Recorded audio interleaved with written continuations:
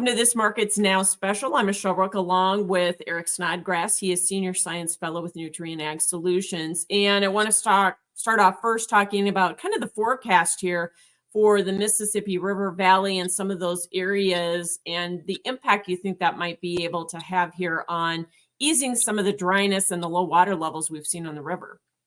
Yeah, I was a bit surprised here to get the new drought monitor this morning, simply because it didn't really reflect what I thought it would show, which is a big change that happened throughout the whole of the Mississippi Valley. We actually watched parts of the southern part of the Mississippi Valley pick up several inches of rain plus some snow on the backside of that. And the net effect is, if you compare this to a week ago, the Mississippi River at Memphis right now is 18 feet higher than it was just 7 days ago. So that's a pretty massive increase of moisture getting into that valley. Now, if you talk about where we've had our greatest drought, it's been in parts of the southern part of the Mississippi Valley, down there toward parts of Louisiana, over toward Mississippi. But I think there's been some major corrective action down there lately, and there's still a whole lot more to come. Next week, it's going to be extremely wet, starting next Monday night through next Thursday in that same region. So a lot more moisture still to come. So it looks like, I looked at one of the monitor stations down there at NOLA, and it looks like down there they're going to actually get above 8 feet for the first time in a while. Yeah, and that's exactly what we need to have happen. We need to maintain that through the remainder of winter. And then, to be honest with you, all the winter storms that have rolled through parts of like Iowa and Illinois and Wisconsin, coming out of Kansas and Nebraska, and actually got all the way over to Michigan, next week's going to bring a bit of a warm spell. Some of that's going to melt. And the good news is the soil underneath it is not frozen like it could have been. I mean, all the cold air came in after the snow, which means we could get some of that moisture really working its way into the topsoil and starting to relieve, what's been a multi-year subsurface soil moisture problem. So I know we haven't really enjoyed these winter storms, but outside of that, agriculture on the whole is going to really be thankful for them come April and May. Yeah, several benefits there. Do you think the drought monitor will look much different next week then? I think it takes a little more time than that. And the drought monitor on purpose is designed not to change rapidly.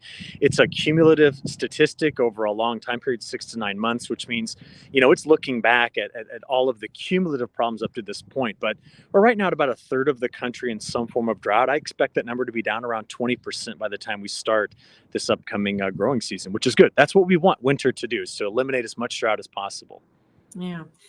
This has been good for winter wheat country, maybe not so good for the guys feeding cattle, though, in those areas, right? Right. I mean, you go back and look at the previous 7 days and kind of rank them against history. If you look at this last week and compare it to every bit of data we've got going back 132 years, parts of Kansas and Nebraska just had their coldest week for this point in January on record. And that extends not just there, but into Montana and all the way up into parts of the Canadian Prairie, where temperatures before the wind chill were at minus 40 degrees Fahrenheit, which, by the way, is something kind of fun.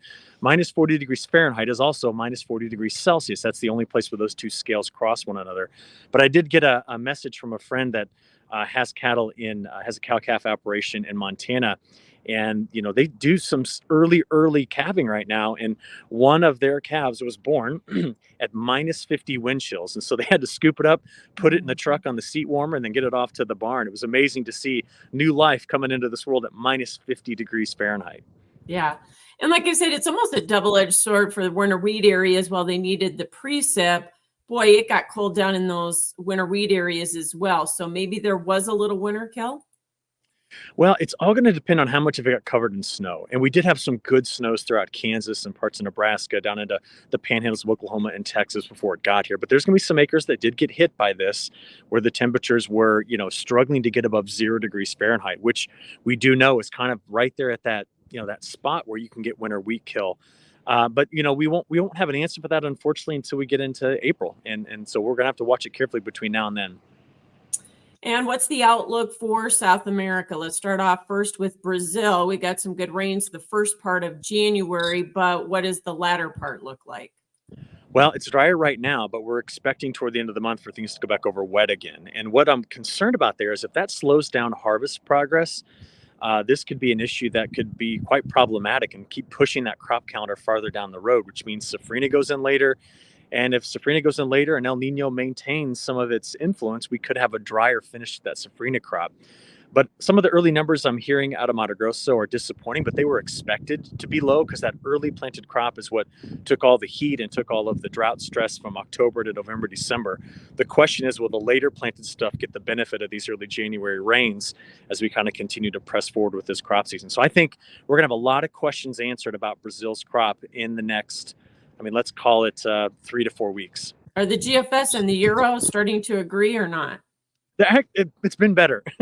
It's been way better than the previous 3 to 4 months, and as a result, we've got a bit more confidence built in to these forecasts. In fact, they're both of their longer range forecasts, ones that go out 30 days, actually look very, very close. So much so that you tend to really build a lot of trust into what they're saying. So I think February is the critical month. We'll watch that carefully to be possibly too wet in the north to make good harvest progress. Okay, something to watch. Thanks for joining us. That is Eric Snodgrass with Nutrient Ag Solutions. That's Markets Now.